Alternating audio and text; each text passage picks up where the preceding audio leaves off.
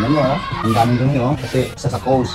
Sila yung natin yung electric fan, siguro nag-short circuit. Ayan, isa natin to. Ito yung brand ng namin, yung fan namin, Asahi. Isa to sa mga pinakamatibay or fan na brand. Asahi. Medyo pricey siya pero matibay talaga to. So ngayon, ito kasi hindi to basta ano to eh. Ito ba so?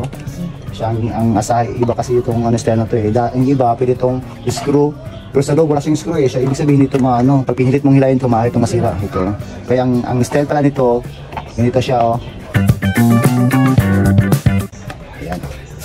So ito naman, nakahang lang pala ito dito sa likod eh. Screw mo natin ito.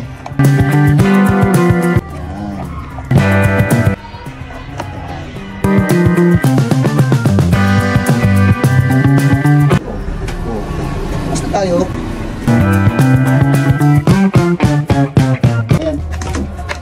Okay, thanks for watching.